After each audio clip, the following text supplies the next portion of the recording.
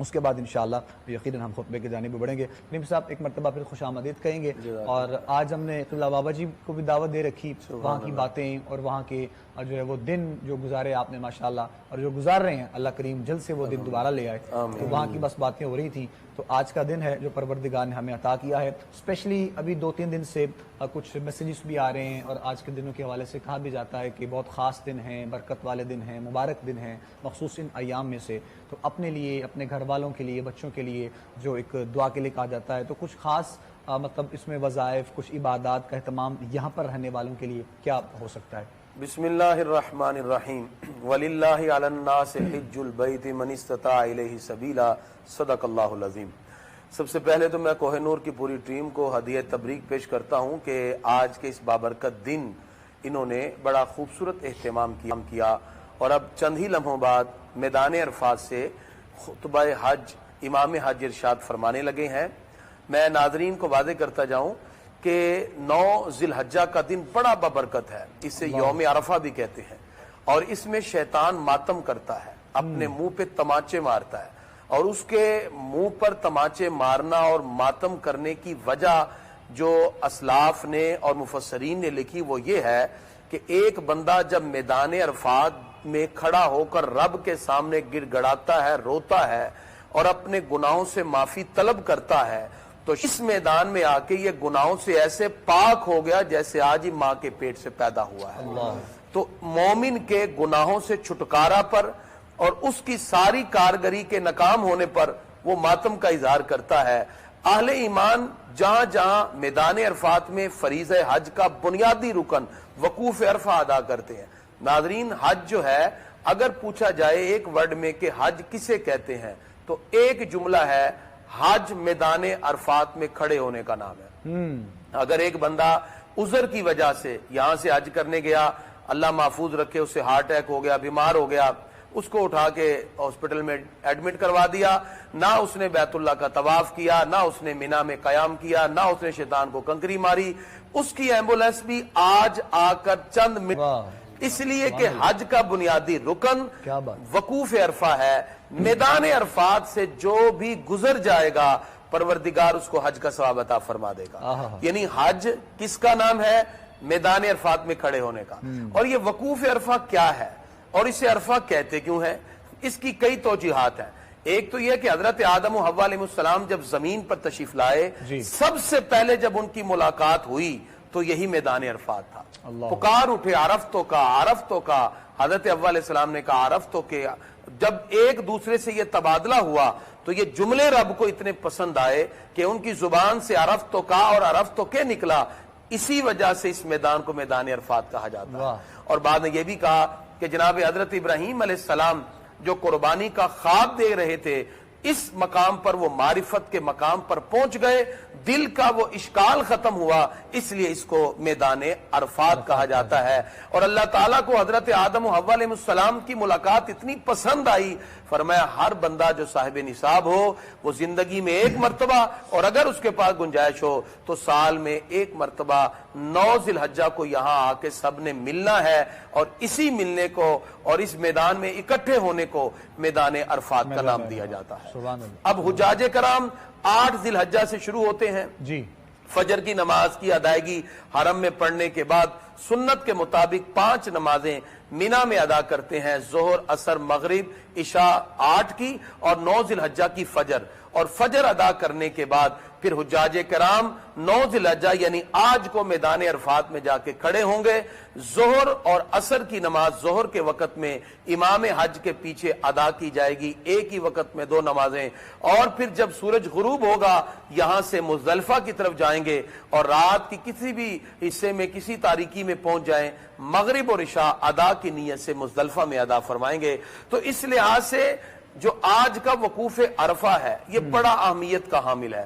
آپ نے سوال کیا کہ جو باقی لوگ روئے زمین پر بیٹھے ہیں ان کے لیے کیا حکم ہے، تو یاد رکھنا چاہیے اللہ تبارک و تعالی نے جو عظمتیں اہل ایمان کے لیے مختص کر رکھی ہیں، ایمان والوں کے لیے ایک سب سے پیارا اور خوبصورت دن جس میں رب کی رحمتیں کھل کر برستی ہیں، وہ یوم عرفہ ہے، یعنی ماہ ذی الحجہ کی 9 تاریخ کا دن۔ یہ وہ دن ہے جس میں پروردگار خصوصی نوازشیں رحمت اہل ایمان کو عطا فرماتا ہے، اور اس میں حجاج کرام تو میدان عرفات میں توبہ استغفار کرتے ہیں، اور پوری امت مسلمہ اپنے اپنے مقام پر اپنے گھروں میں جہاں بھی ہوں توبہ استغفار دعائیں بالخصوص قرآن کی تلاوت کرتے ہوئے رب قدوس کی رضا اور اس کی خوشنودی کو تلاش کریں۔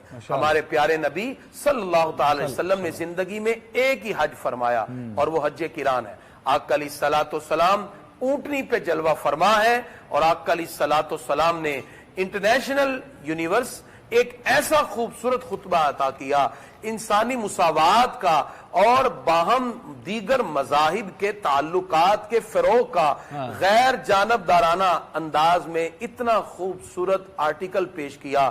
آج رہتی دنیا تک انسانی حقوق کے حوالے سے، سوشل ایکٹیویٹیز کے حوالے سے، معاشی اور معاشرتی معاملات کے حوالے سے جتنے بھی قواعد اور اصول دنیا پیش کرتی رہی، اگر ان سب کو سمرائز کیا جائے تو ہمارے آقا کا خطبہ حجت الوداع سامنے آ جاتا ہے۔ اور یہ وہ خطبہ جو ہمارے آقا علیہ الصلوۃ والسلام نے 9 ذی الحجہ کو اونٹنی پر بیٹھ کر آپ نے خاص طور پہ ارشاد فرمایا، اسی طریقہ اور اسی سنت اور اسی طریقہ کار کو لیتے ہوئے آج بھی امام حج مسجد نمرہ سے آپ بھی خطبہ ارشاد فرمائیں گے، اور امت مسلمہ دیگر مقامات پر خطبہ سننے کے ساتھ ساتھ آج خصوصی اہتمام کرے اجتماعی دعا کا، عبادت و ریاضت کا، اپنے اپنے گھروں میں درود و سلام کی محفلوں کو سجانے کا۔ یاد رکھیے پروردگار ہر چیز پر قادر ہے، ہم چونکہ مسلمان ہیں، اور حضرت ابراہیم علیہ السلام کی سنت کی ادائیگی جو ہمیں خوبصورت پیغام دیتی ہے وہ یہ ہے کہ، اور یہ اسلام کے بنیادی عقائد میں سے ایک عقیدہ شرع عقائد میں ذکر ہے کہ کائنات میں ہر شے میں موثر حقیقی اللہ کی ذات ہے۔ پروردگار چاہے تو چھری بھی کاٹتی ہے، رب کا حکم ہو تو آگ بھی جلاتی ہے، اس کا حکم نہ ہو نہ آگ جلا سکتی ہے نہ چھری کاٹ سکتی ہے۔ ایسے ہی جو بیماریاں ہیں یہ ہمارے شامت اعمال بھی ہیں، ہمیں چاہیے ہم سب رب کی بارگاہ میں رجوع کریں، چونکہ ان اللہ علی کل شیء قدیر، وہ ہر چیز پر قادر ہے۔ وہ اپنی قدرتوں سے چاہے تو 1 سیکنڈ کے کروڑویں حصے سے پہلے بھی دنیا کی ساری بیماریوں کو ختم فرما دے۔ تو رجوع کرنا ہمیں رب کی بارگاہ میں ہے۔ اور یہاں میں وہ حدیث سناتا جاؤں، پروردگار نے ہماری مینٹیلٹی کے مطابق ارشاد فرمایا، حدیث قدسی ہے، اے بندے تو ایک بالشتے گٹھ میرے قریب آ، میں 1 بازو تیرے قریب آتا ہوں، تو 1 بازو میرے قریب آ، میں 2 بازو تیرے قریب آتا ہوں، تو چل کے میرے قریب آ، میں دوڑ کر تیرے قریب آتا ہوں۔ یہ ہماری سوچ کے مطابق اللہ تعالیٰ آنے جانے سے ان چیزوں سے پاک ہے، لیکن فرمایا کہ میری رحمتیں تمہاری طرف اس انداز میں آئیں گی کہ آغوش رحمت میں آنے کے بعد تمہیں دل کی تسکین اور گناہوں سے بخشش کا پروانہ ملے گا۔ آج امت مسلمہ اللہ کی بارگاہ میں سر بسجود ہو، رب کی بارگاہ میں عجز و انکساری کے سانچے میں ڈھل کے دعا کریں۔ نہ جانے ہم سے کون سی ایسی خطا ہوئی کہ آج حرمین شریفین کی بھی وہ رونقیں نہ رہیں، نہ جانے ہم سے کون سی خطا ہوئی آج وہ برکات آج ہماری طرف نہ رہیں۔ اس وقت ہم سب کو اجتماعی توبہ بھی کرنی ہے، استغفار بھی کرنا ہے، اور یہی پیغام پوری دنیا کو پہنچانا ہے کہ اللہ رب العزت کی بارگاہ میں رجوع کرنے والا یقیناً دونوں جہانوں کی کامیابیاں بھی حاصل کرے گا۔ لہذا نوافل، توبہ، استغفار، کم از کم حضرت ابراہیم علیہ السلام کا وظیفہ حسبنا اللہ و نعم الوکیل گھروں میں بیٹھ کے پڑھتے جائیے، پروردگار یقیناً دل کی آسودگی عطا فرمائے۔ ایک سوال وہاں پر میں اور کرنا چاہ رہا تھا، اس کے بعد پھر انشاءاللہ ابھی چند ہی جو ہے وہ لمحات کے بعد خطبے کا بھی وقت ہو جائے گا انشاءاللہ، تو وہ بھی آپ لوگوں کو ہم ٹی وی اسکرین پر دکھائیں گے، اور وہ بھی آپ لوگ اور ہم سب انشاءاللہ وہ سماعت کریں گے۔ فہیم صاحب، حج کے روزے کے حوالے سے بھی لوگوں کا جو ایک کنسیپٹ ہے اور اس کی جو فضیلت کو لوگ کس انداز سے سمجھتے ہیں، اس کی تھوڑی سی میں چاہوں گا آپ نظر۔ جی بالکل، جو تو پہلے 10 دن ہیں ایام حج کے، اس کی تو بہت سی برکات ہیں، بلکہ قرآن مجید میں ان ایام کی قسم اٹھائی گئی۔ اللہ تعالیٰ ارشاد فرماتا ہے والفجر ولیال عشر، قسم ہے صبح کی اور 10 راتوں کی، اور حضرت عبداللہ ابن عباس رضی اللہ عنہ فرماتے ہیں ان 10 راتوں سے مراد ایام حج کی 10 راتیں ہیں۔ تو ایک تو ان کی قسم اٹھا لینے سے ان کی عظمت کا اندازہ ہوتا ہے کہ ان کی حرمت کا، کہ کتنی رب کی بارگاہ میں عظمت والی راتیں ہیں اور عظمت والے دن ہیں۔ لیکن اس کے اندر جو خاص دن ہے، یعنی ذوالحجہ کے 7، 8، 9، 10، 11، 12، 13، یہ جو ایام ہیں خاص طور پر یہ بابرکت ہے. ایک بات تو ذہن نشین ہو کہ سال میں 5 دن روزے رکھنا حرام ہے. ان میں سے ایک دن عید الفطر کا اور 4 دن ذی الحجہ کی 10, 11, 12, 13. یہ 4 دن ذی الحجہ کے اور ایک دن عید الفطر کا. پورے سال کے 355 دنوں میں سے ان دنوں میں روزے رکھنا حرام ہے. یعنی آپ نہیں رکھ سکتے. ایک چھوٹی عید کا اور 4 دن یہ بن گئے. اب اس سے پہلے 9 ذی الحجہ تک ہم روزے رکھ سکتے ہیں. پہلے سے شروع کریں اور 9 تک رکھیں. اور 9 ذی الحجہ کی جو کہ روزے کی تو بہت سی فضیلت ہے. جیسے اس وقت حرمین شریفین میں حجاز مقدس میں آج 9 ہے لیکن پاکستان میں آج 8 ہے. تو ہم کل روزہ رکھ سکتے ہیں لیکن بہتر ہے کہ جمعے کا اکیلا روزہ نہ رکھا جائے, جمعے کے ساتھ روزہ ملائیں. یعنی آج کا بھی روز رکھتے جمعرات کا اور جمعے کا, وغیرہ جمعے کے ساتھ ہفتے کا نہیں ملا سکتے. اس میں جو کانسیپٹ ایک لوگوں کا ہے کہ 10 کو کچھ کھانا پینا نہیں اور اپنی قربانی سے آگے روزہ افطار کرنا ہے یا کلیجی سے روزہ رکھنا ہے یا افطار کرنا ہے, یہ صرف محض باتیں ہیں. عوام الناس یہ ذہن میں رکھے 10 کو روزہ نہیں ہے, یہ ایک مستحب عمل ہے کہ آپ عید کی نماز پڑھنے کے بعد ممکن ہو تو اپنی قربانی سے سب سے پہلے کھائیں, ناممکن ہو تو پھر جو گھر میں مل سکے آپ آ کے کھائیں. یہ ایک مستحب عمل ہے کہ بغیر کھائے پیے عید پڑھنے جانا اور آ کے. لیکن اگر کوئی ڈائبٹیز پیشنٹ ہے, کوئی ایسی پرابلم ہے نہیں رہا تو آپ کھا پی بھی سکتے ہیں. یہ ایک مستحب عمل ہے. اور اس کے بعد جب عید پڑھ کے آئیں تو اپنے ناخن ترشوائیں, مونچھیں ترشوائیں, بال کٹوائیں, حجامت وغیرہ, اس کے بعد کا عمل ہوتا ہے. اس کے اندر یاد رکھیے ہم جو 8 ذی الحجہ ہے اس کو یوم الترویہ کہتے ہیں. یوم الترویہ اسی لیے کہتے ہیں, روہ یروی کا مطلب ہے غور و فکر کرنا. حضرت ابراہیم علیہ السلام نے جو خواب دیکھا تھا, آپ نے 8 ذی الحجہ کو غور و فکر کیا کہ میں بیٹے کو کیسے ذبح کروں. اس غور و فکر کی وجہ سے 8 ذی الحجہ کو کہتے ہیں یوم الترویہ. اور 9 ذی الحجہ جو آج ہے حجاز مقدس میں اور ہمارا پاکستان کا کل ہوگا, اس سے کہتے ہیں یوم عرفہ. 9 ذی الحجہ کی برکت یہ ہے کہ اس کی فجر سے لے کر 9, 10, 11, 12 اور 13 کی عصر تک ہم تکبیرات تشریقات پڑھتے ہیں. اللہ اکبر, اللہ اکبر, لا الہ الا اللہ, واللہ اکبر, اللہ اکبر وللہ الحمد. یہ ویسے آج بھی ہم پڑھ سکتے ہیں, 10 دنوں میں پڑھ سکتے ہیں, لیکن اس میں خاص طور پر 9 کی فجر سے لے کے 13 کی عصر تک بلند آواز سے پڑھنا واجب ہے مقیم کے لیے. اور عورتیں بھی, خواتین بھی ہلکی سی بلند آواز سے پڑھیں گی.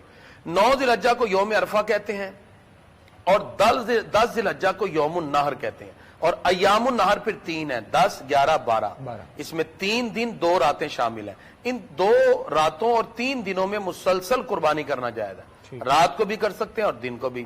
ان دنوں میں اللہ کی بارگاہ میں قربانی سے بڑھ کر بندے کا کوئی عمل بھی قبولیت کے اور اعلیٰ ترین درجے پر فائز نہیں ہوتا. رب کی بارگاہ میں ان ایام میں سب سے اعلیٰ اور سب سے بہتر ترین عمل 10, 11, 12 میں سوائے قربانی کے اللہ کی بارگاہ میں اور کوئی قبولیت کے درجے. ایک بندہ قربانی کا پیسہ کروڑوں روپے لوگوں پہ خرچ کر دے, وہ صدقہ و خیرات ہے, اس کو وہ ثواب نہ ملے گا جو سنت ابراہیمی کی تکمیل پر ملتا ہے. آقا علیہ السلام سے پوچھا گیا, پیارے آقا یہ قربانی ہے کیا؟ فرمایا جد الانبیاء ابراہیم علیہ السلام کی سنت ہے. پیارے آقا اس کا اجر کیا ہے؟ فرمایا اللہ ہر بال کے بدلے میں ثواب عطا فرمائے, اور قیامت میں جانور اپنے سینگوں کے ساتھ اور ٹپکتے ہوئے خونوں کے ساتھ آئے گا, اور بندے کے نامہ اعمال میں اس قربانی کو بھی اجر اور ثواب کے حساب سے رکھا جائے گا. سبحان اللہ. اور اللہ کی بارگاہ میں یہ قابل قبول ہوتی ہے جب بندہ اخلاص کے ساتھ پیش کرے. قربانی میں چونکہ نیت اللہ کی رضا ہونی چاہیے, تو پھر 10, 11 اور 12 ان میں روزہ کوئی نہیں ہے اور روزہ رکھنا منع ہے, اور اس میں قربانی ہے. البتہ 13 جو تاریخ ہے 13 ذی الحجہ, اس کی جو اثر ہے اس وقت تک ہم تکبیرات پڑھتے ہیں. اس طرح یہ جو 8 ذی الحجہ سے لے کے 13 تک کے جو دن ہے میں نے اس کو بتا دیا. اب خاص طور پہ جو 9 ذی الحجہ ہے, اس میں چونکہ اس وقت حجاز مقدس میں 9 ذی الحجہ ہے اور وقوف عرفہ ہو رہا ہے, اور یہ حج کا بنیادی رکن ہے. توبہ استغفار لبیک کی صداؤں کے ساتھ اہل ایمان وہاں کر رہے ہیں. ہم اپنے اپنے مقام پر جہاں بھی ہیں ہم ان کے ساتھ بھی دعاؤں میں شریک ہوں گے, اور ہم جو پاکستان اور ان کے گرد و نواح کے لوگ ہیں ہمارا چونکہ 9 ذی الحجہ کل سے ہے، ہم کل فجر سے تکبیرات بھی شروع کریں گے، کل کا ہم روزہ بھی رکھ سکتے ہیں، رب کی بارگاہ میں اس دن انکساری سے دعائیں بھی کریں گے، اور اسی طرح کل جمعے کے دن کے ساتھ ساتھ ہم یوم جو عرفہ ہے 9 ذی الحجہ کا، اس میں عبادت اور ریاضت کا اہتمام بھی کریں گے۔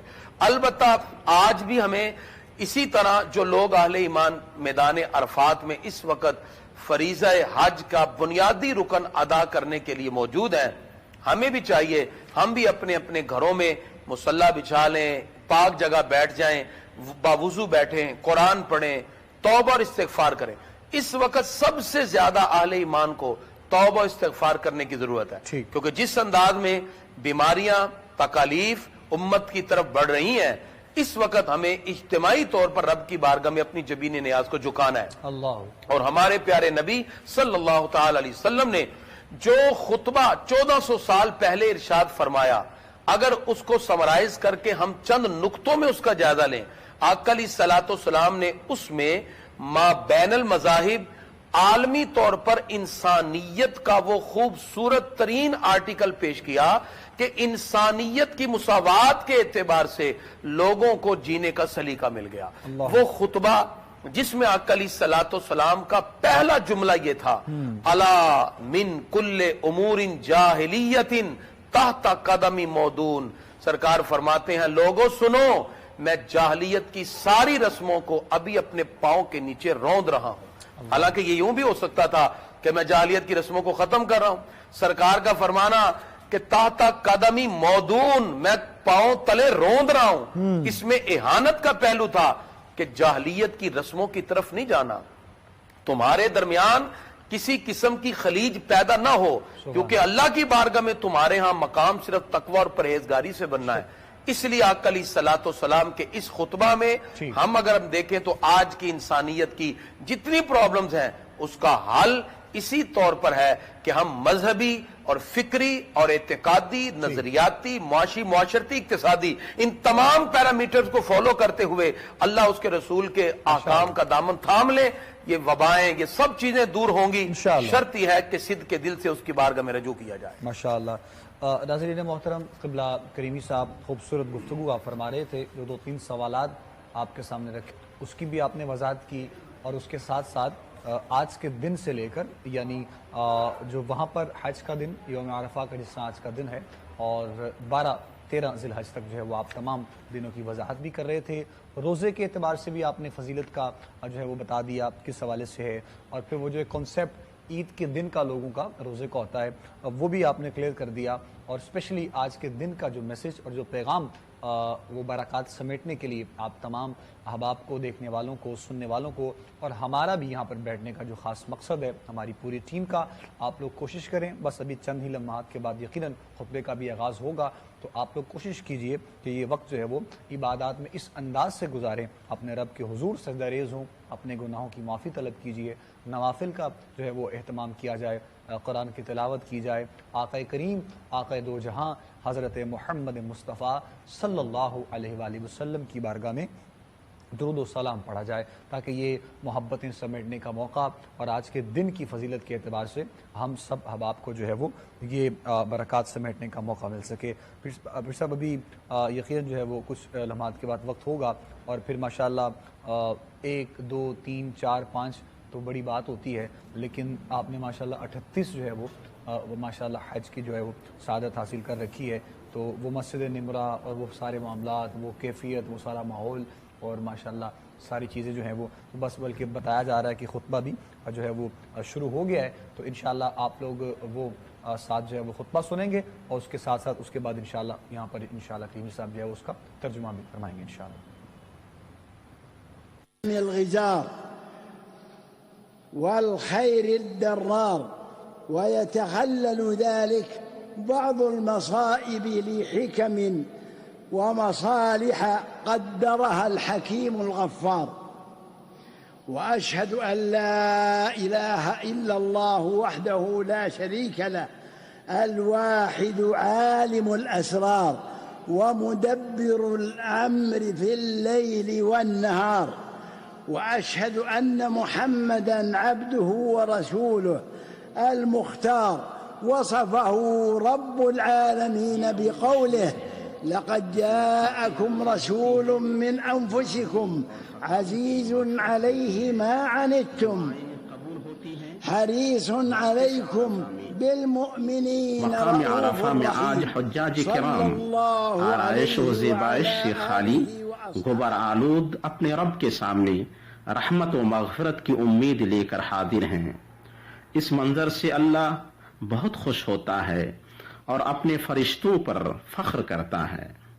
ये इतना अजीम दिन है और अल्लाह के यहाँ इसका इतना ऊंचा मर्तबा है कि जो बंदा हज में शरीक नहीं, अगर वो इसमें रोजा रखे तो उसके अगले और पिछले 2 साल के गुनाहों का कफ्फारा हो जाता है।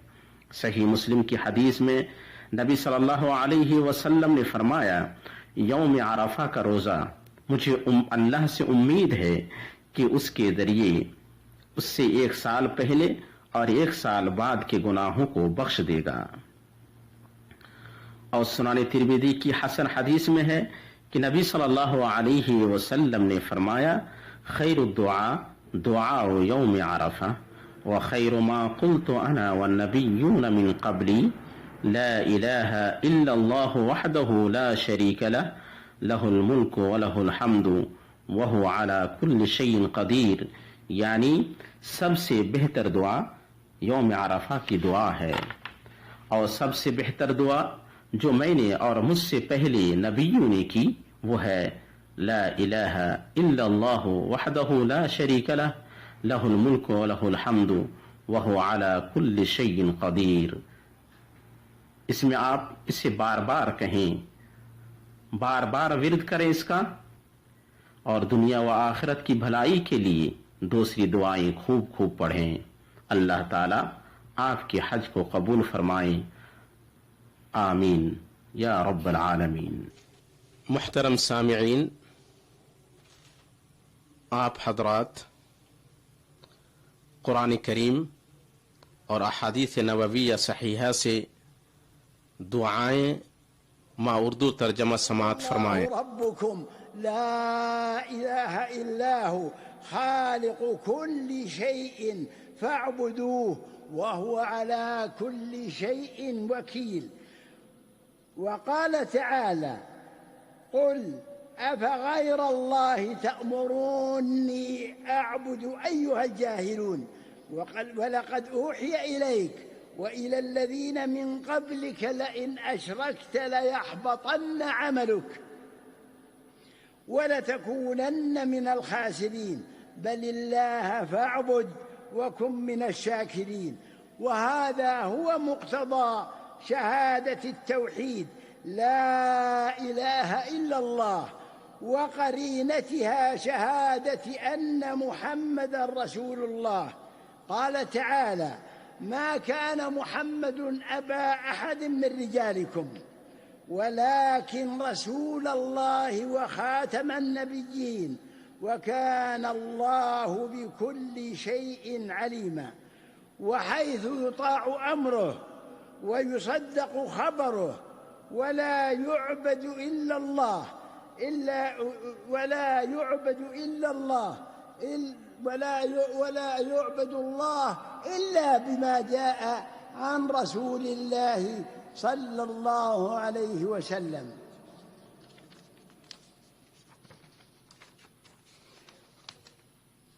لقد أكمل الله الدين فلا يحتاج إلى أن يزاد فيه وذلك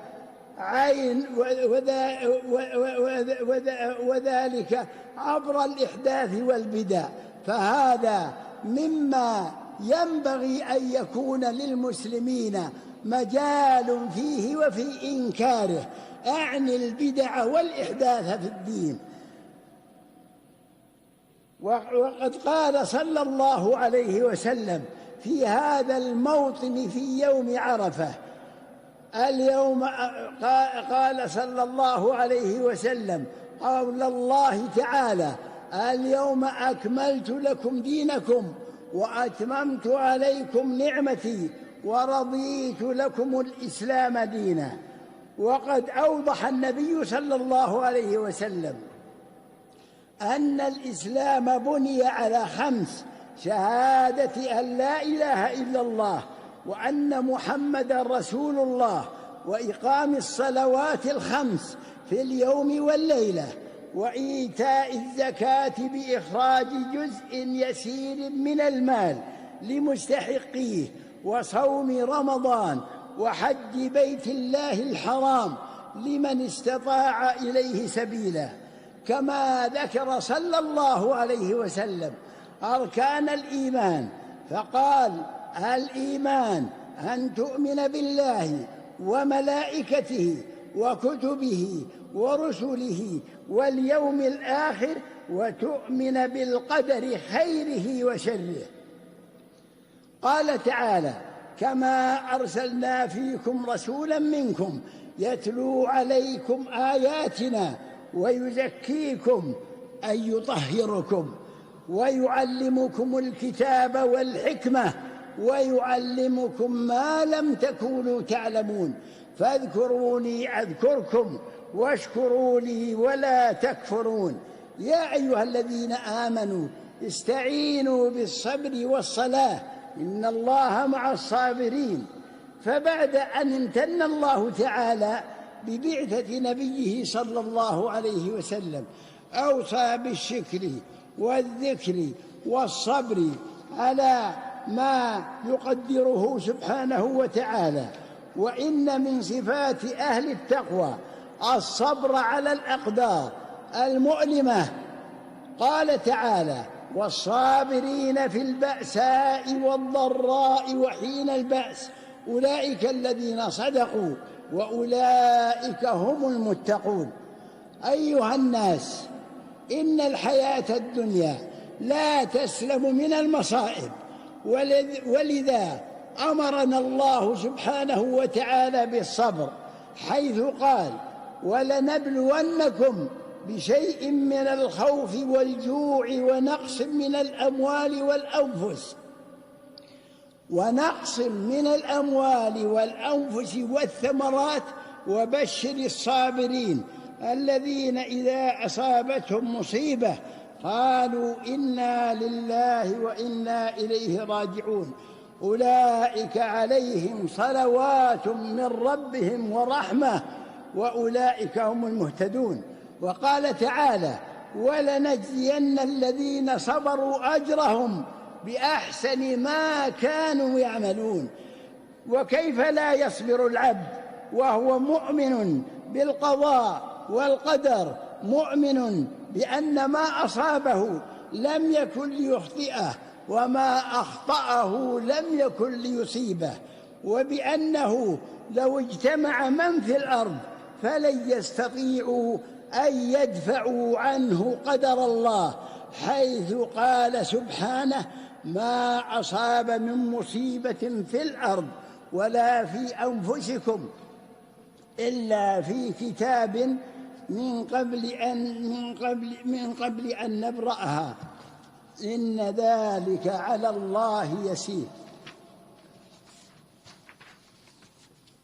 وهذه المصائب تجعل العبد يتذكر النعم الكثيرة والخيرات الوفيرة التي وهبها الله للإنسان. قال تعالى: وإن تعدوا نعمة الله لا تحصوها إن الله لغفور رحيم. وقال تعالى: ألم تروا أن الله سخر لكم ما في السماوات وما في الأرض وأسبغ عليكم نعمه ظاهرة وباطنة. وهذه المصائب تعرف العبد بقدرة ربه، ومن ثم يعود إلى الله متضرعا طالبا رجاءه ومغفرته. قال تعالى: وبلوناهم بالحسنات والسيئات لعلهم يرجعون. وقال تعالى: ولنذيقنهم من العذاب الأدنى دون العذاب الأكبر لعلهم يرجعون. وقال تعالى: ولقد أرسلنا إلى أمم من قبلك فأخذناهم بالبأساء والضراء لعلهم يتضرعون. وقال تعالى: يا أيها الناس أنتم الفقراء إلى الله والله هو الغني الحميد. وهذه المصائب تذكر الناس بالآخرة وتجعلهم يستعدون للجنة التي لا مصائب فيها ولا أحزان. قال تعالى: فلا تعلم نفس ما أخفي لهم من قرة أعين جزاء بما كانوا يعملون. وقال تعالى: وفيها ما تشتهيه الأنفس وتلذ الأعين وأنتم فيها خالدون. وبهذه المصائب يحصل اختبار العباد والتمييز بين أهل الصبر وأهل الجزاء. قال تعالى: ونبلوكم بالشر والخير فتنة وإلينا ترجعون. إن الشدائد مهما عظمت فإنها لا تدوم، ورحمة الله أوسع وفرجه أقرب، وقد وعد الله بالفرج والتيسير. قال تعالى: فإن مع العسر يسرا، إن مع العسر يسرا. وقال تعالى: لا يكلف الله نفسا إلا ما آتاها سيجعل الله بعد عسر يسرا.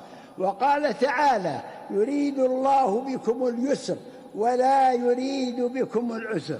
وهذه المصائب تفتح أبواب طاعة الله تعالى بالتضرع إليه في دفعها قبل وقوعها، وفي فعل الأسباب المؤدية لرفعها بعد حصولها. وقد جاءت الشريعة الإسلامية المباركة بعدد من الإجراءات المؤدية إلى ذلك. فقد جاءت التوجيهات الإلهية للتعامل مع المصائب والمشكلات المالية والاقتصادية بما يحقق رغد العيش للخلق. فمن ذلك أن الشريعة الإسلامية رغبت في الاكتساب والإنتاج ومزاولة الأعمال، وحثت على التجارة، وجعلت الأصل في البيوع الحل والجواز، وحرمت الربا والغش والخداع، وأمرت باحترام الأموال العامة واحترام الأموال الخاصة، وأمرت بالوفاء بالعهود وبالالتزامات، ونظمت التعاون والتبادل التجاري، وأمرت بسداد الديون وتوثيق الحقوق، وحذرت من الإسراف، وفرض دفع الزكاة للفقراء والمساكين، ورغبت في الصدقات لا سيما أيام الشدة والبلاء. قال تعالى: يا أيها الذين آمنوا أوفوا بالعقود. وقال تعالى: والذين إذا أنفقوا لم يسرفوا ولم يقتروا وكان بين ذلك قواما. وقال تعالى: وأحل الله البيع وحرم الربا. وقال تعالى: يا أيها الذين آمنوا لا تأكلوا أموالكم بينكم بالباطل إلا أن تكون تجارة عن تراض منكم. وقال تعالى: وأشهدوا إذا تبايعتم. وقال تعالى: وأوفوا الكيل والميزان. وقال تعالى عن الجنة: أعدت للمتقين الذين ينفقون في السراء والضراء ولحماية المجتمع من المشاكل الاجتماعية والنفسية. أمرت الشريعة ببر الوالدين وصلة الأقارب والأرحام وحسن تربية الأولاد، ورغبت في الترابط والتآلف والتكافل الاجتماعي، وأعطت لكل واحد من الزوجين حقوقا على الآخر، وكفلت حقوق الإنسان رجلا وامرأة وطفلا كبيرا وصغيرا سليما ومعاقا، بل جاءت بمراعاة نفسيات الآخرين والوقوف معهم في أيام محنتهم ومصائبهم، كما أمرت بحسن الخلق وطيب المنطق والترغيب في نشر المحبة والوئام والتعاون بين الناس.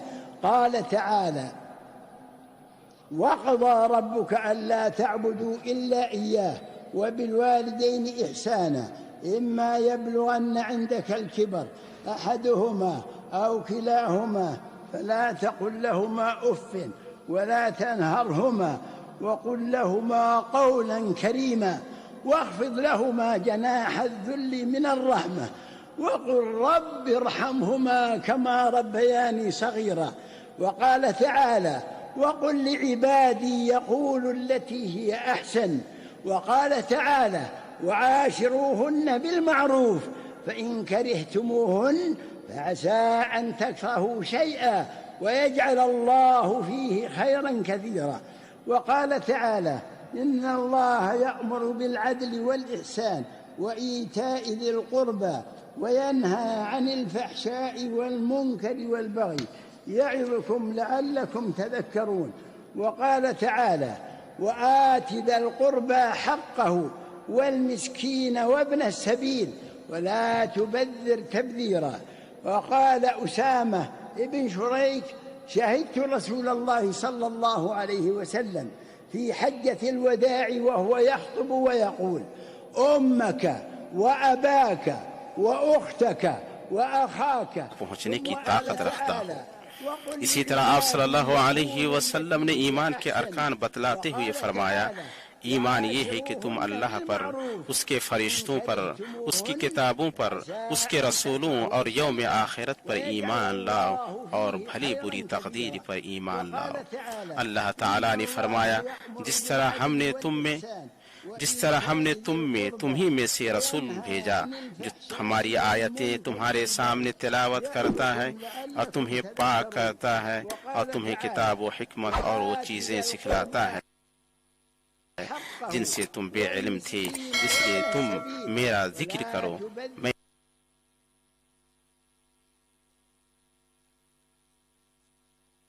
भी तुम्हें याद करूंगा। मेरी शुक्रगुजारी करो और नाशुक्री से बचो।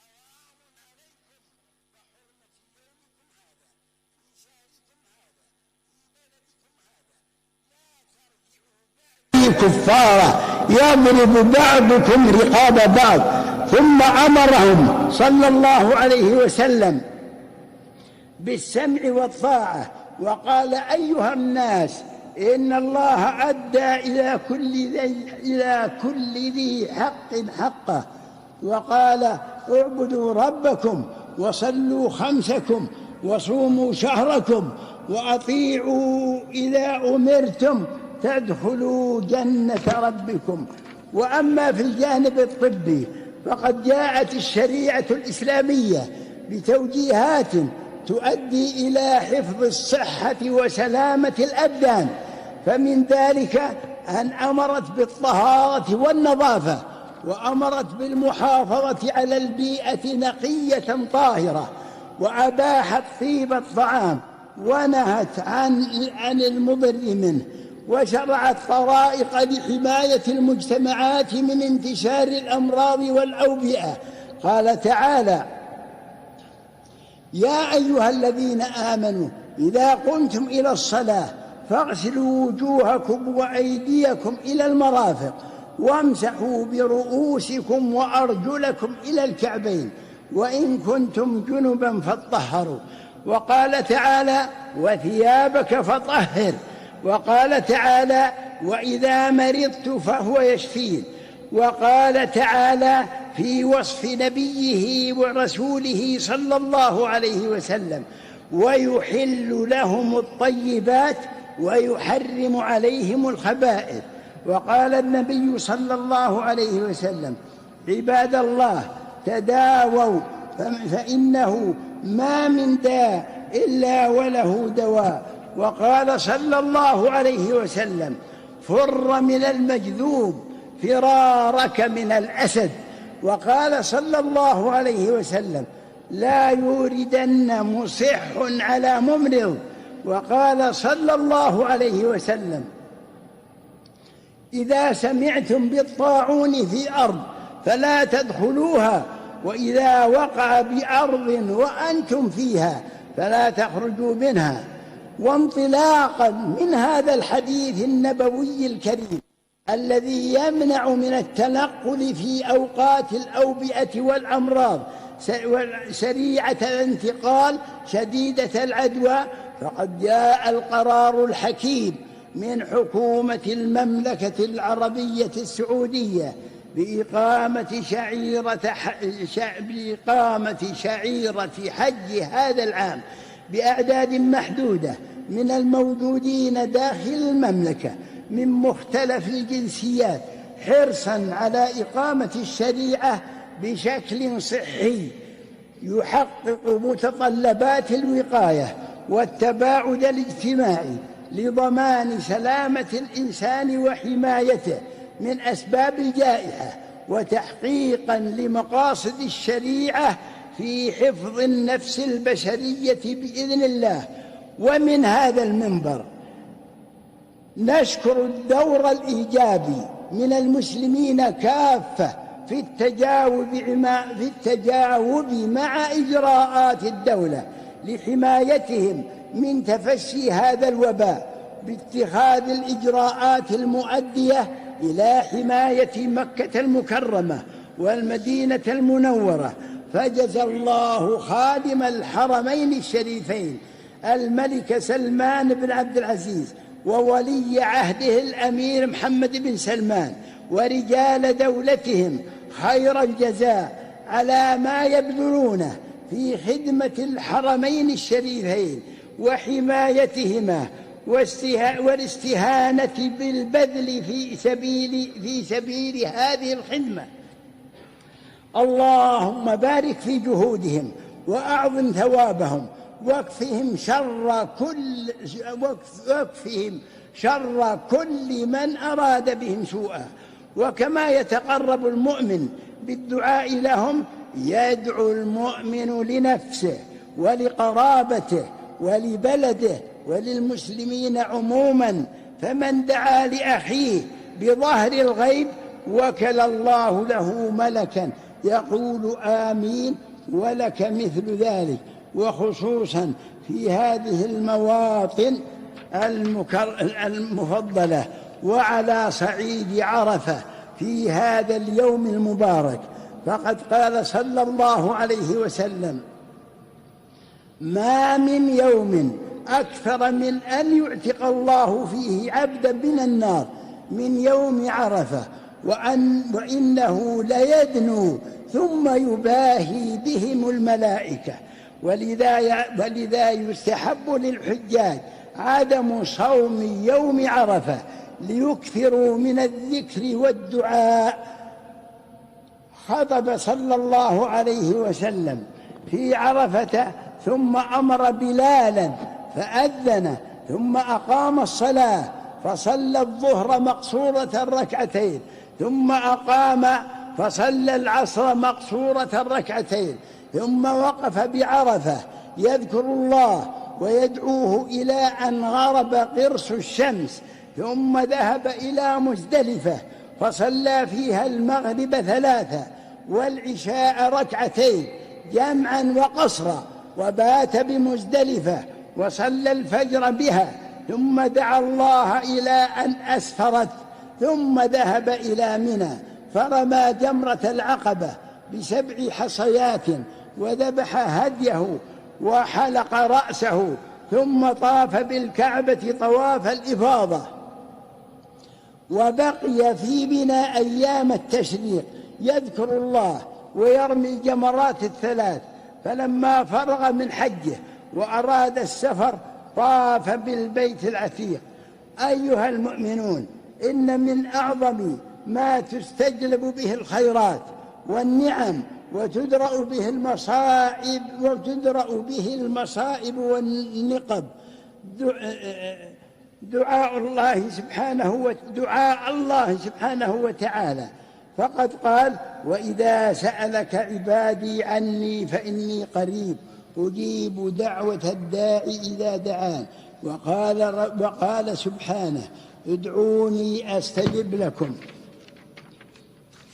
فيا أيها المسلمون، ادعوا الله بتضرع وإخلاص وأنتم موقنون بالإجابة، وأمنوا على دعائكم وعلى دعاء غيركم. اللهم ارفع الوباء واشف المرضى ومكن الباحثين والعاملين بمجال الأمراض والطب من اكتشاف أدوية الأمراض وعلاجات ولقاحات الأدوية. اللهم أسبغ على عبادك نعمك وأغنهم بفضلك. اللهم ازرع المحبة والإلفة بينهم واجعلهم متعاونين على البر والتقوى لا على الإثم والعدوان. اللهم انشر الأمن والاستقرار بفضلك وإحسانك. اللهم انشر الصحة والعافية على خادم الحرمين الشريفين وأيده بتوفيقك، وأعنه على تحقيق ما حملته من مسؤولية خدمة الحرمين الشريفين وزوارهما، واجعل ذلك ذخرا له عند ربه على منبر من نور، وشد عضده بنجله الأمين المأمول الأمير محمد بن سلمان ولي عهده المبارك. عباد الله، إن الله يأمر بالعدل والإحسان وإيتاء ذي القربى وينهى عن الفحشاء والمنكر والبغي يعظكم لعلكم تذكرون. فاذكروا الله العظيم يذكركم واشكروه على نعمه يزدكم، وصلوا على رسولكم ونبيكم محمد صلى الله عليه وعلى آله وأصحابه أجمعين، والحمد لله رب العالمين، وصلى الله على نبينا محمد وعلى آله وأصحابه أجمعين.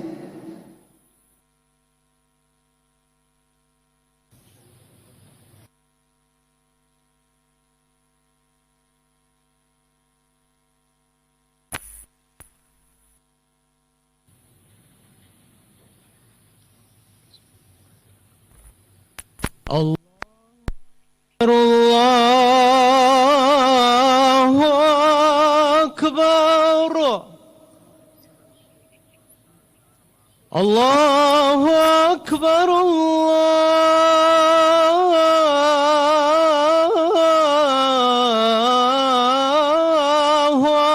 أكبر. أشهد أن لا إله إلا الله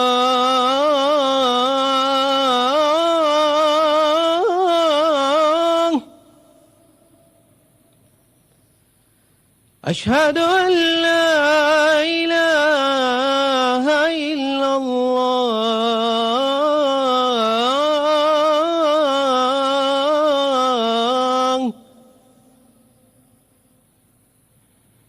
أشهد أن محمدًا رسول الله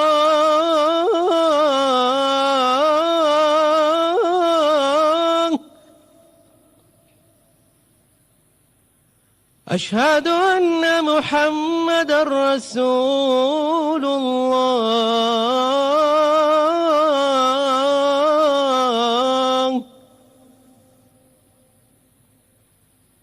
حي على الصلاة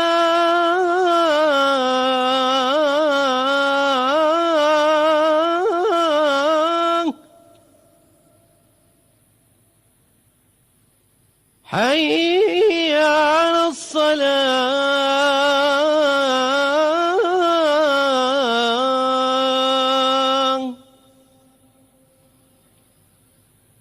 حي على الفلاح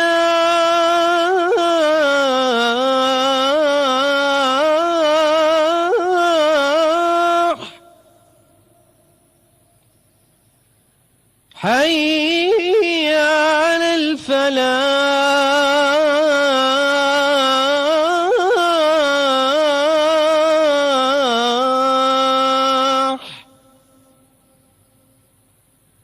الله أكبر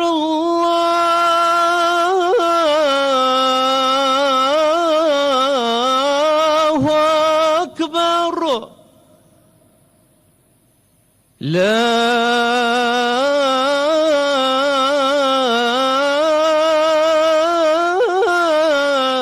إله إلا الله آمین اللہم آمین یا رب العالمین۔ ناظرین محترم، آپ تمام دیکھنے والے سننے والے مسجد نمرہ سے براہ راست جو ہے وہ حج کا خطبہ سماعت کر رہے تھے، اور عربی میں خطبہ تھا۔ ابھی قبلہ پروفیسر ڈاکٹر محمد علی کریمی صاحب آپ اس کا مختصر انداز میں ترجمہ فرمائیں گے۔ میں آپ سے کریمی صاحب گزارش کروں گا۔ بسم اللہ الرحمن الرحیم۔ آج ابھی ہم نے جو خطبہ حج میدان عرفات سے سماعت کیا اس کا خلاصہ، امام حج آج کے اس خطبہ کے آغاز میں اللہ کی حمد اور ثنا کے بعد نبی کریم صلی اللہ تعالی علیہ وسلم کا ذکر فرما رہے تھے۔ امام حج آج کے ابھی اس خطبہ میں فرما رہے تھے کہ جو شخص حج میں شریک ہوا اس کے اگلے پچھلے گناہ معاف ہو جاتے ہیں، اور خاص طور پہ یوم عرفہ کے روزے کی برکات کا ذکر کیا، جس سے سال بھر کے اگلے پچھلے گناہوں کے معاف ہو جانے کا نبی کریم صلی اللہ علیہ وسلم نے اعلان فرمایا۔ امام حج فرما رہے تھے کہ بہترین دعاؤں میں سے جو دعا ہے وہ یوم عرفہ کی دعا ہے، لہٰذا تمام انبیاء جو دعائیں کرتے رہے ان میں سب سے بہترین دعا لا الہ الا اللہ وحدہ لا شریک لہ، اور انہوں نے تلقین فرمائی کہ بار بار سب لوگ اس کا ورد کریں۔ امام حج نے تمام حاجیوں کو دعا دیتے ہوئے کہا، اللہ تعالیٰ آپ کے حج کو قبول فرمائے، اور بے شک وہی ہر چیز پر قادر ہے، اور ہم سب کو اسی کی طرف رجوع کرتے ہوئے اسی کی عبادت کرنی چاہیے۔ امام حج نے پھر نبی کریم صلی اللہ تعالی علیہ وسلم کی رسالت کا ذکر فرمایا، اور فرمایا کہ نبی کریم صلی اللہ علیہ وسلم کی شان یہ ہے کہ وہ تم میں سے کسی بالغ مرد کے باپ نہیں، وہ اللہ کے رسول اور آخری نبی ہیں، اور فرمایا کہ دین مکمل ہو گیا، اب اس دین کو کسی کی محتاجگی نہیں، مسلمانوں کے لیے مناسب ہے کہ وہ اخلاص کو اپنائیں۔ امام حج فرما رہے تھے کہ یہ عرفہ کا موقف ہے، اور آپ نے فرمایا کہ اسی میدان عرفہ میں ہمارے پیارے نبی صلی اللہ علیہ وسلم نے فرمایا تھا الیوم اکملت لکم دینکم واتممت علیکم نعمتی ورضیت لکم الاسلام دینا۔ یہ قرآن کی آیت جس میں دین کے مکمل ہونے اور دین اسلام کو اللہ کی طرف سے پسند کیے جانے کا ذکر ہے۔ اور فرمایا کہ اسلام کی بنیاد 5 ارکان پہ رکھی گئی. بنی الاسلام علی 5، اللہ کی گواہی دینا، نماز، روزہ اور زکوٰۃ، حج. امام حج ارکان ایمان بتا رہے تھے کہ اللہ کی توحید پر ایمان، رسالت، فرشتوں، کتابوں اور آخرت پر ایمان رکھنا، اور یہ بھی واضح کیا کہ اے ایمان والو استعینوا بالصبر والصلاۃ، صبر یعنی روزہ اور نماز سے مدد چاہو. آج جو ہم نے ابھی خطبہ میدان عرفات سے سنا ہے، اس میں امام حج نے اہل تقوی کو صبر کی تلقین فرمائی. اور یقیناً آج کا جو اس وقت پوری دنیا میں کرونا وائرس کا جو تناظر ہے، اسی تناظر میں آیات کو پڑھتے ہوئے فرمایا کہ جو بندہ صبر کرتا ہے اللہ اسے ہی عطا فرماتا ہے، اور اللہ کی طرف سے آزمائشیں ضرور ہیں. وَلَنَبْلُوَنَّكُمْ بِشَيْءٍ مِّنَ الْخَوْفِ، اللہ فرماتا ہے ہم تمہیں آزمائیں گے کبھی بھوک سے، کبھی خوف سے، کبھی مال کی کمی، کبھی جان کی کمی. وَبَشِّرِ الصَّابِرِينَ، صبر کرنے والوں کو خوشخبری دے دیجیے. اور اسی خطبہ کے اندر یہ بھی فرمایا کہ جب کسی بندے پر مصیبت آتی ہے اللہ کی طرف سے اس کے لیے اجر مقرر ہے اور اللہ تعالیٰ اجر عطا فرماتا ہے. اور فرمایا اللہ کی بے شمار نعمتیں ہیں. اللہ فرماتا ہے وَإِن تَعُدُّوا نِعْمَتَ اللَّهِ لَا تُحْصُوهَا، اللہ کی نعمتوں کو گننا چاہو تو شمار نہیں کر سکتے. پروردگار فرماتا ہے ہم یہ ساری چیزیں تمہیں عطا فرماتے ہیں، تمہیں چاہیے کہ تم میری بندگی کرو. اور اللہ فرماتا ہے جو میری اطاعت سے روگردانی کرتا ہے پھر ہم اس کو عذاب الہی میں مبتلا کرتے ہیں. امام حج ابھی خطبے میں فرما رہے تھے اے لوگو تم سب محتاج ہو اور وہ غنی ہے، اور جو تم عمل نیک کرو گے اللہ تمہیں جنت عطا فرمائے گا، اور اس میں وہ نعمتیں ہیں جو تمہارے گمان سے بھی بڑھ کر ہے. امام حج یہ بھی فرما رہے تھے اس وقت فتن ہر طرف بکھرے ہوئے ہیں اور تکالیف کا امت کو سامنا ہے، اور فرمایا کہ اس پر گھبرانے کی ضرورت نہیں. اللہ کا وعدہ ہے فَإِنَّ مَعَ الْعُسْرِ يُسْرًا، اللہ ہر تنگی کے بعد آسانی ضرور عطا فرمائے گا. اور فرمایا یرید اللہ بکم اليسر ولا یرید بکم العسر، اللہ تمہارے لیے آسانی چاہتا ہے، وہ تمہارے لیے تنگی نہیں چاہتا، لہذا تمہیں چاہیے تم اپنے اعمال کی طرف توجہ کرو. امام حج فرما رہے تھے اے لوگو اللہ تعالیٰ نے یہ بھی حکم دیا کہ فقراء اور مساکین کو صدقات و خیرات دیا کرو، اور جو وعدہ کرو اس کو پورا کرو. فرمایا وَأَوْفُوا بِالْعُقُودِ، وعدوں کو پورا کرو. اور ساتھ ہی اسلام کی معاشی زندگی کے اصول بیان کیے. امام حج معاشی زندگی کے اصول میں پہلا اصول بیان کر رہے تھے وَأَحَلَّ اللَّهُ الْبَيْعَ وَحَرَّمَ الرِّبَا، اللہ نے بیع حلال کر دی اور سود کو حرام قرار دیا.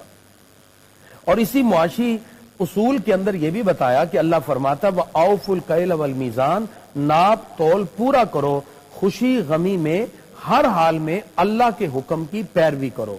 ہر چھوٹا بڑا، ہر طبقے کا بندہ مصیبت اور تکلیف کا سامنا اگرچہ کر رہا ہے لیکن اس کو اللہ کی امداد کی طرف بھی توجہ کرنی چاہیے. اس کے بعد امام حج نے کچھ حقوق العباد ذکر کیے اور یہ آیت پڑھی وَقَضَىٰ رَبُّكَ أَلَّا تَعْبُدُوا إِلَّا إِيَّاهُ وَبِالْوَالِدَيْنِ إِحْسَانًا، بندے کہ وہ اللہ کی عبادت کرے اور والدین سے اس نے سلوک سے پیش آئے. اس کے بعد میاں بیوی کے حقوق ذکر کیے وَعَاشِرُهُنَّ بِالْمَعْرُوفِ، کہ عورتوں کے ساتھ اچھے انداز میں زندگی گزارو. اس کے بعد معاشرے میں باقی لوگوں کے ساتھ، رشتہ داروں کے ساتھ اپنا تعلق اچھا رکھنے کا حکم دیا.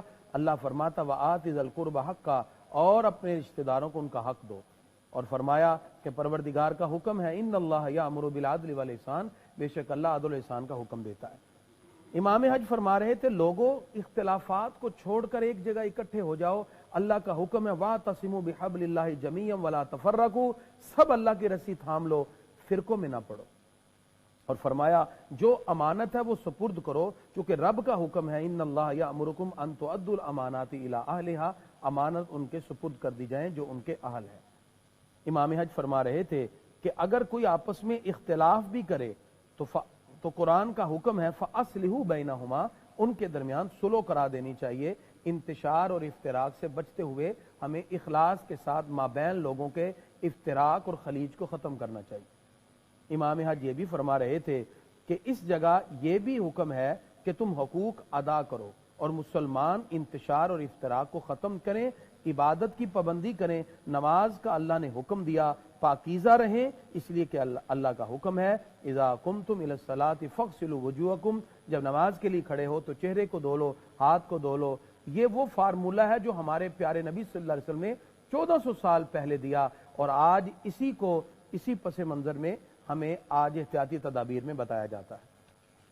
اور پھر امام حج فرما رہے تھے کہ اللہ تعالیٰ یہ بھی ارشاد فرماتا ہے وَيُحِلُّ لَهُمُ الطَّيِّبَاتِ وَيُحَرِّمُ عَلَيْهِمُ الْخَبَائِثَ، اللہ نے تمہارے لیے پاکیزہ چیزیں حلال کر دیں اور ناپاک چیزوں کو حرام قرار دیا، لہذا حلال کو حلال جانے اور حرام کو حرام جانے۔ امام حج ان بہت سے دلائل کو ذکر کرنے کے بعد یہ فرما رہے تھے اللہ کا شکر ہے کہ آج ہم فریضہ حج ادا کر رہے ہیں، اور خاص طور پر خادم حرمین شریفین محمد بن سلمان اور شیوخ عرب کا ذکر کیا۔ امام حج نے ان تمام چیزوں کا ذکر کرتے ہوئے ساتھ یہ بھی فرمایا کہ اب دعا کی طرف بڑھیں۔ ایام تشریق کا ذکر کیا کہ ایام تشریق 9، 10، 11، 12، 13 یہ ایام تشریق ہیں، بلند آواز سے اللہ کا ذکر کیا جائے، اور اس کے بعد پھر وہی بات دہرائی کہ وقوف عرفہ میں اللہ ہر دعا کو قبول کرتا ہے، لہذا دعا کرنی چاہیے۔ اللہ فرماتا ہے اجیب دعوت الداعی اذا دعان، جب تم کوئی دعا کرتے ہو میں تمہاری دعا کو قبول کرتا ہوں۔ اس لیے فرمایا ظلم و زیادتی میں کسی کا ساتھ نہ دو، خلوص سے اللہ کی بارگاہ میں دعا کرو۔ اس کے بعد امام حج نے امت مسلمہ کے لیے بہت سی دعائیں کی، جس میں خاص طور پہ یہ دعا کی یا اللہ ہم سب کو ہر شر سے محفوظ فرما، اور اسی طرح انہوں نے ان معاملات کے پس منظر میں پوری امت کی طرف سے وبائی مرض سے نجات کے حوالے سے اور امت مسلمہ کو ان مصائب اور تکالیف سے نکالنے کے حوالے سے خصوصی طور پہ دعا فرمائی۔ یہ خطبہ حج ابھی امام حج نے ارشاد فرمایا اب تمام حجاج کرام میدان عرفات میں ظہر عصر کی نماز اکٹھی پڑھ رہے ہیں، اس کے بعد پھر وہ غروب تک یہاں رہیں گے، اور یہاں سے پھر غروب کے بعد مزدلفہ کی طرف جائیں گے، اور مزدلفہ میں رات گزار کے صبح فجر پڑھ کے پھر مینا میں جا کر حجاج کرام رمی جمرات شیطان کو کنکریاں مار کے قربانی کر کے حلق کروا کے اپنا احرام اتار کے پھر وہ زیارت کا جو خصوصی طواف ہے، طواف زیارت کر کے حج کا فریضہ ادا کریں گے، اور پھر 11، 12 اور 13 تک مسلسل کنکریاں مارتے ہوئے حج کی اس طرح تکمیل ہوگی۔ اللہ بہت شکریہ قبلہ کریمی صاحب وضع فرما رہے تھے، ترجمہ کر رہے تھے جو امام حج آپ نے عربی میں آج کا خطبہ دیا حج کے موقع پر، اور جتنی بھی دعائیں آپ نے مانگی اپنے انداز میں امت مسلمہ کے لیے، تمام دیکھنے والوں کے لیے، سننے والوں کے لیے، پروردگار ہم سب کے حق میں اور تمام دعائیں قبول و منظور فرمائے۔